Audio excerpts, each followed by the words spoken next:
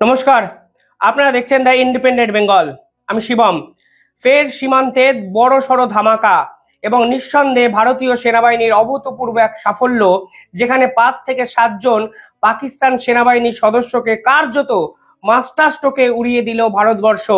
কি হলো আসল ঘটনা, নিঃসন্দেহে আলোচনা করব। তবে তার আগে ছোট্ট একটা অনুরোধ, যারা এই ভিডিও দেখছেন তারা এই চ্যানেলটিকে একটু সাবস্ক্রাইব করে পাশে থাকা বেল আইকনটি ক্লিক করে রাখবেন। অনেকে বলছেন আমাদের নোটিফিকেশন আপনাদের কাছে পৌঁছাচ্ছে না, তার জন্য ইউটিউবে দ্য ইন্ডিপেন্ডেন্ট বেঙ্গল যদি সার্চ করেন তাহলে পরবর্তী দিন থেকে আপনাদের ফিডে আমাদের ভিডিও কিন্তু নিয়মিত যাবে। তবে এবার আসি আসল ঘটনায়। কালকে এক গুরুত্বপূর্ণ খবর হঠাৎ করেই আমাদের সামনে আসে, যে খবর আন্তর্জাতিক স্তরকেও কিন্তু কার্যত চমকে দিয়েছে। সেখানে বলা হচ্ছে সীমান্তে 5 থেকে 7 জন পাকিস্তানি সেনাবাহিনীর সদস্য ভারতের সেনার পাতা ল্যান্ডমাইনে কার্যত ঝলসে গেছে এবং উড়ে গেছে। দেখুন, এই ল্যান্ডমাইন বিছিয়ে রাখার কাজ চীন এবং পাকিস্তান সীমান্তে ভারতবর্ষ শুরু করেছিল 2019 সাল থেকে, এবং 2019 সালের একাধিক ঘটনার পর সীমান্তে ফার্স্ট অ্যাকশন ফোর্স হিসাবে এই ল্যান্ডমাইনকে বসানোর কাজ কিন্তু ভারতীয় সেনাবাহিনী করেছিল। পাকিস্তান যখন ভারতবর্ষের এরকম বিভিন্ন ক্ষেত্রে আক্রমণের ঘটনা শুরু করে, তখন কিন্তু তারা হাইব্রিড মডেলে করে। কিছুজন পাকিস্তানের সেনাবাহিনী হয়ে ভারতের সীমান্তকে কার্যত অশান্ত করে রাখে। ঠিক সেই জায়গায় যখন ভারতের সেনাবাহিনীর সদস্যরা এঙ্গেজ হয়ে যায়, তখন বিভিন্ন সীমান্ত দিয়ে বিভিন্ন আতঙ্কবাদী সংগঠনকে ভারতে ঢুকিয়ে দেওয়ার চেষ্টা করে কিন্তু পাকিস্তান। এক্ষেত্রেও সেই ধরনের কোনো বড় পরিকল্পনা আছে নাকি তা তো সময় বলবে। তবে যেভাবে ভারতের পথে ল্যান্ডমাইনের ফাঁদে পাকিস্তান সেনাবাহিনীর 7 জন জওয়ান কার্যত ধ্বংস হয়ে গেল, উড়ে গেল, পুড়ে গেল, এই ধাক্কা পাকিস্তানকে সামলাতে বেশ কিছুদিন সময় লাগবে।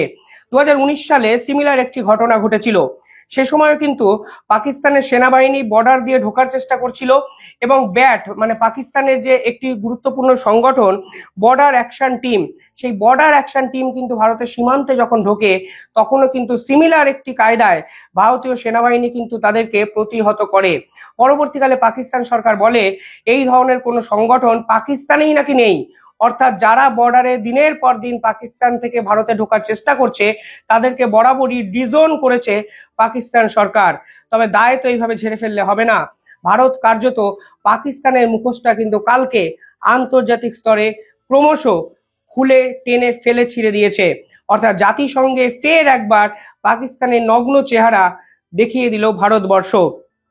কালকে কি হয়েছে ঘটনা, কালকে সিমিলারলি ভারতীয় সেনাবাহিনীর পাতা ল্যান্ডমাইনটাকে বুঝতে না পেরে পাকিস্তান থেকে যে সেনাবাহিনীর কর্তারা আসছিলেন, তারা কিন্তু সেই ল্যান্ডমাইন যখন বরফের তলায় চাপা থাকে তার উপরে পা দেন, এবং তারপরে কি হন আপনারা তো বুঝতেই পেরেছেন। অনেকের রিপোর্টে প্রকাশ পেয়েছে এই 5 থেকে 7 সদস্যের এই টিমে পাকিস্তানের এক বড় মাপের সেনাবাহিনীর ক্যাপ্টেনও কিন্তু ছিলেন।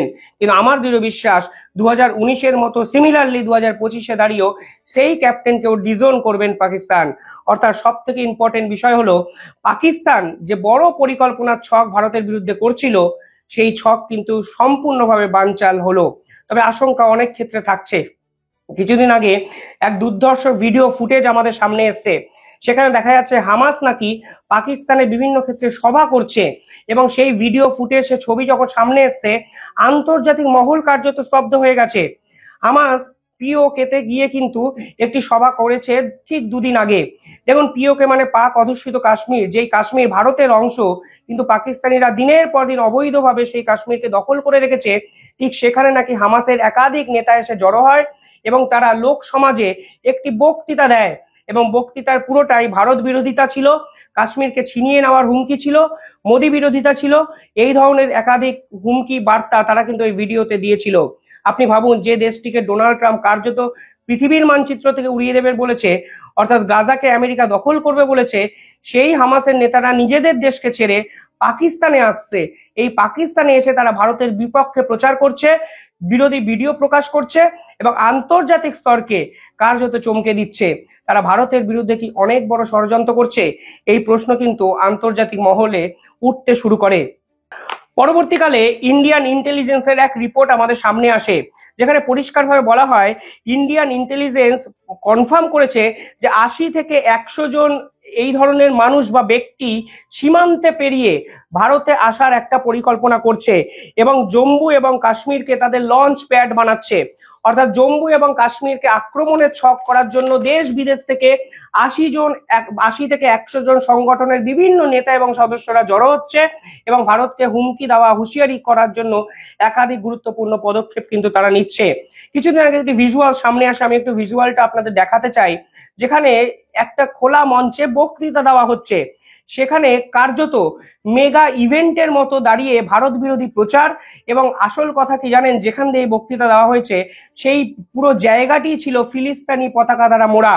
অর্থাৎ ফিলিস্তিনি পতাকা, পাকিস্তানের পতাকা, কাশ্মীরের পতাকা একসঙ্গে মিলে গিয়ে ভারত বিরোধী প্রচারের একটি সভা কিন্তু আয়োজন করেছিল পাকিস্তান সরকার। এবং পাকিস্তান সরকার কিন্তু এই সম্পূর্ণ বিষয়টিকে থামাতে পারতেন যদি সদিচ্ছা থাকতো, কিন্তু তারা এই পুরো বিষয়টাকে প্রশ্রয় দিচ্ছেন এবং দিনের পর দিন পিওকে নিয়ে ভারতকে হুমকি হুঁশিয়ারি দিচ্ছেন এবং বর্ডার এরিয়াকে ইউজ করে ভারতের বিভিন্ন রাজ্য এবং ভারতের বিভিন্ন শহরকে অশান্ত করার পরিকল্পনা করছে বলে ইন্টেলিজেন্স মহল কিন্তু মনে করছে। দেখুন, যেখানে এই বক্তৃতা দেওয়া হয়েছিল সেই বক্তৃতাটার এর ফুটেজটায় উপরের দিকে লেখা আছে উসামা টেন্ট সার্ভিস বাগ।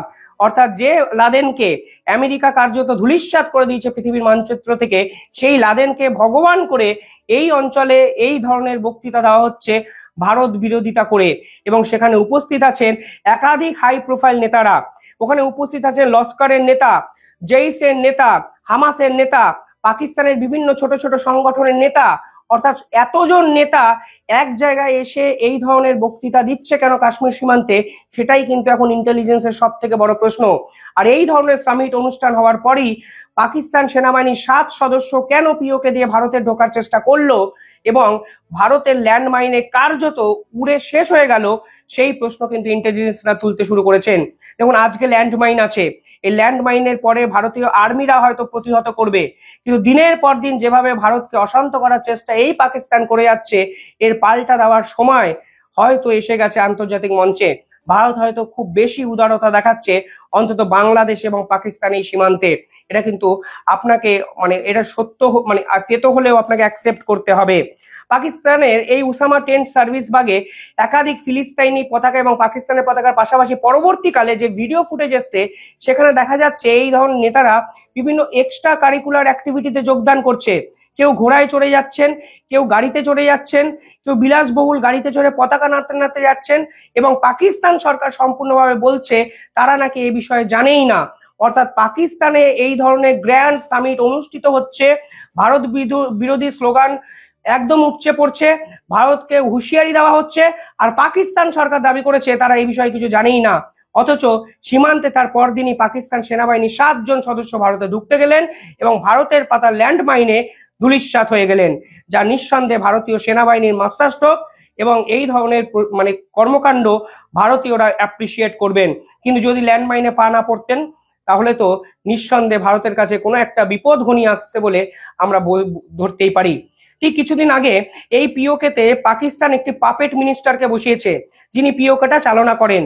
তিনি বক্তৃতা দিতে গিয়ে বলেছেন যদি এলওসি ক্রস করে ভারতীয় সেনা তাহলে পাকিস্তান নাকি সম্পূর্ণভাবে শেষ করে দেবে ভারতবর্ষকে।